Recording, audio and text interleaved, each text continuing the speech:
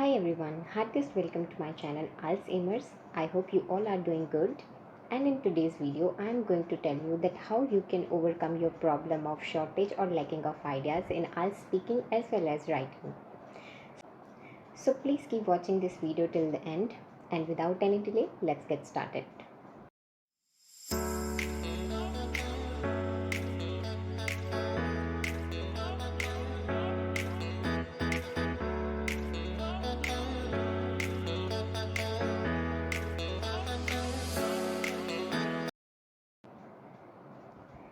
If I talk about my personal experience, I was really good enough in English when I was preparing for IELTS exam.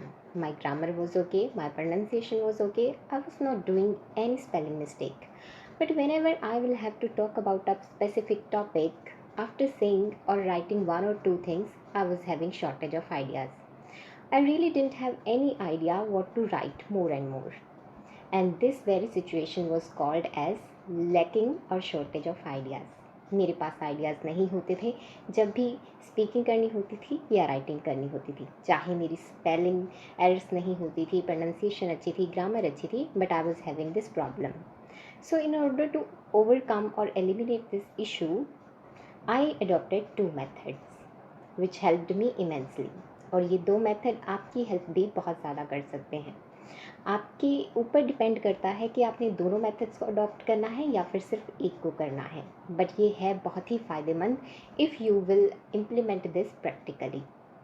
So let's talk about those two methods without any delay. If I talk about my first method, this is reading. Reading तो आपको पता ही है, read करना.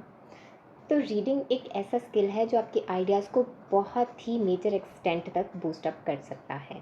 जब भी हम reading करते हैं उसके बाद जो भी हमने रीड किया होता है उससे रिलेटेड कंटेंट मैटर जो होता है हमारे दिमाग में बार बार आता है. और उससे रिलेटेड अगर दो आइडियाज़ हमने पढ़े होते हैं तो तीसरा अपने आप जो है हमारे माइंड में इन्वेंट हो जाता है. तो reading is something which can enhance our ideas. इसलिए आइडियाज़ लेने के लिए रीड करना बहुत ही ज़रूरी होता है. क्योंकि हम बात कर रहे हैं सिर्फ आइल्स एग्ज़ाम की, तो हमें रीड भी थोड़ा पर्टिकुलर टॉपिक्स के ऊपर करना होगा.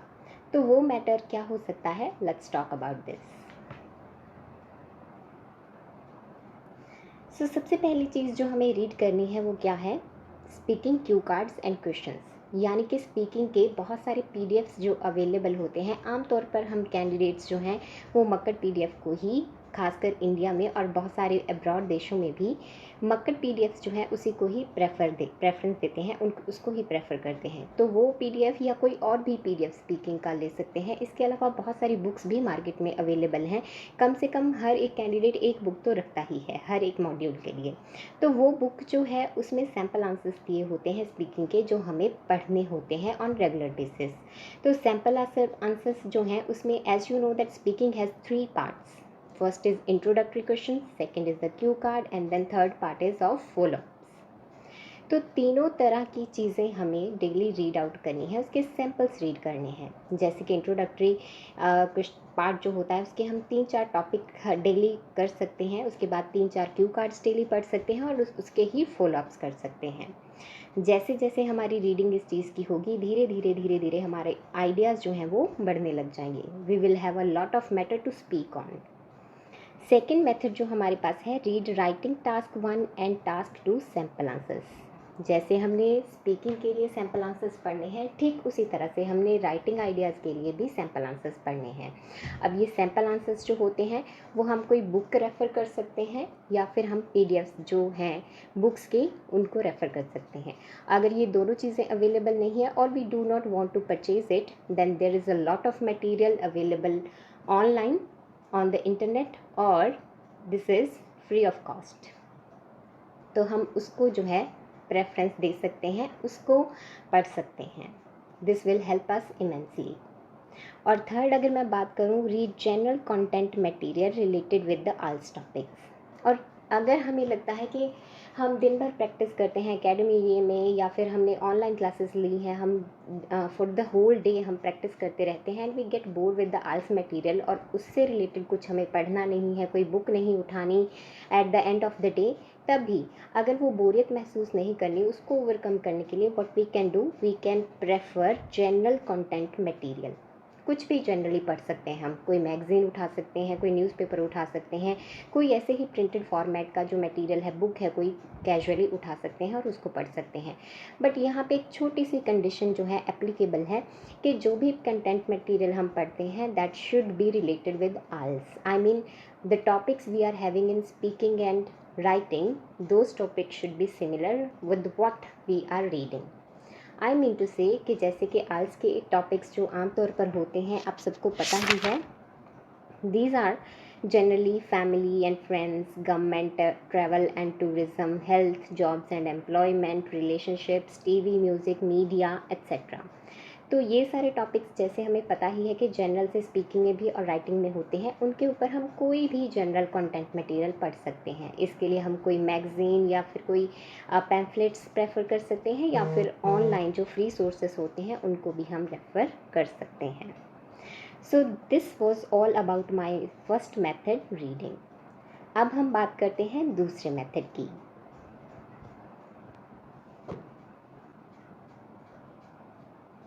सो my second method is discussion. Discussion आपको पता ही है, डिस्कस करना, बातचीत करना।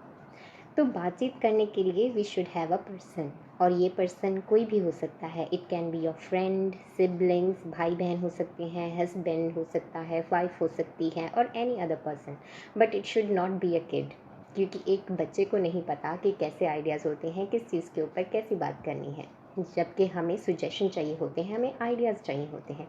तो ज़रूरी है कि जो पर्सन जिसके साथ हम डिस्कशन करने वाले हैं, डिस्कस करना है हमें कैजुअली, तो या तो वो हमारा एज मेट हो, क्लासमेट हो, और it can be the Elder person, हमसे बड़ा हो, जिसको बहुत सारे एक्सपीरियंसेस हों, उसको बहुत सारे आइडियाज़ होंगे जनरल लाइफ के टॉपिक्स के ऊपर। तो हम उनसे डिस्कशन कर सकते हैं डेली। हम कोई भी टॉपिक उठा सकते हैं, जैसे गवर्नमेंट की लेटेस्ट पॉलिसी, कोरोना में क्या पॉलिसीज़ आई उसके बारे में हम डिस्कशन कर सकते हैं। फ्रेंड्स एंड फैमिली क्या होती है, फ्रेंड्स क्या होते हैं, अच्छे फ्रेंड्स कौन से होते हैं, या फिर बुरे एक्सपीरियंसेस फ्रेंडशिप में कौन से होते हैं, उनके ऊपर बात कर सकते हैं। कम्युनिकेशन स्किल्स के ऊपर बात कर सकते हैं। आर्ट्स जो हैं उनके ऊपर बात कर सकते हैं। जॉब्स एंड एम्प्लॉयमेंट्स क्या हैं उनके ऊपर बात कर सकते हैं। लेटेस्ट ट्रेंड में क्या चल रहा है उसके ऊपर बात कर सकते हैं। So there are numerous things we can talk और we can discuss overall. So ये चीज़ें हमें बहुत हेल्प कर सकती हैं आइडियाज़ लेने में, because we would be getting ideas of other persons which will enhance our own ideas. उसके बाद डिस्कशन जब हम करेंगे, उसके बाद हमें बहुत सारे आइडियाज़ आने लग जाते हैं, क्योंकि हमें पता चल जाता है कि भाई जो अगला पर्सन है जिसके साथ हमने इतनी बड़ी डिस्कशन की, वो क्या सोच रखता है। ज़रूरी नहीं हम वन वे जो है थिंकिंग कर रहे हैं तो दूसरा भी सेम ही करता हो। He she can have any other perspective of the same thing, तो वो चीज़ ज़्यादा बेनिफिशियल रहती है, क्योंकि एक आइडिया हमारा होता है तो एक दूसरे पर्सन का हो जाता है, and in total we are having 2 ideas. तो डिस्कशन जो है एक बहुत ही विस्टा हो सकता है हमारे लिए आइडियाज़ का। और ये डिस्कशन जैसे मैंने पहले ही बोला कि बच्चों के साथ नहीं, बल्कि या तो आपका एज मेट हो, क्लासमेट हो, और it can be the Elder person in your family जिसको एक्सपीरियंस हो लाइफ की। अब इन दोनों मेथड्स में से जो भी आपको अच्छा मेथड लगता है वो आप अडॉप्ट कर सकते हैं। चाहे आप रीडिंग करो, चाहे आप डिस्कशन करो, दोनों से ही आपको आइडियाज़ आने शुरू हो जाएंगे। But let me talk about personal experience again. जब मुझे शॉर्टेज ऑफ आइडियाज़ थे तब मैंने दोनों ही मेथड को अडॉप्ट किया था, and it helped me greatly guys. तो मेरी रिकमेंडेशन यही है कि prefer both the methods. When you are alone, go for reading, and when you are with somebody, the elder person or your age mate or classmate, then do the discussion with him or her. These both methods will help you substantially. And after that I would like to tell you the duration of these methods. कितनी duration के लिए practice करनी है आपको daily, तो आइए वो देखते हैं। So duration will be 15 to 20 minutes daily. let me write it here, on daily basis. आपको डेली प्रैक्टिस करनी होगी ताकि आपको बहुत सारे आइडियाज़ आएँ। 15 to 20 मिनट्स के लिए या तो आप रीड आउट करोगे या फिर आप डिस्कशन करोगे, और अगर आपके पास मोर देन इनफ टाइम है तो आप दोनों ही अडॉप्ट करोगे, और उसको 15 से 20 minute, I think each and every person can have 15 to 20 minutes on regular basis. It's very easiest and simple trick, और उसमें आपको रीड करना है, डिस्कशन करना है, and you will be having ideas. और उसके बाद आपको आना है सेल्फ असेसमेंट के ऊपर. सेल्फ असेसमेंट आपको कब करनी है? After a week.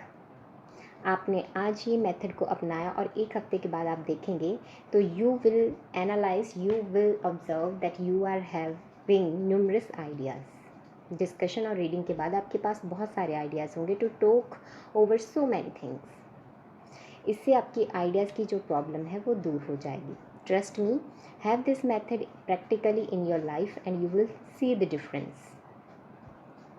I would also like to tell you that I have made 2 videos on speaking and writing tips. I'm giving the link in the description box. If you want to see those, please go ahead, click the link and see those videos.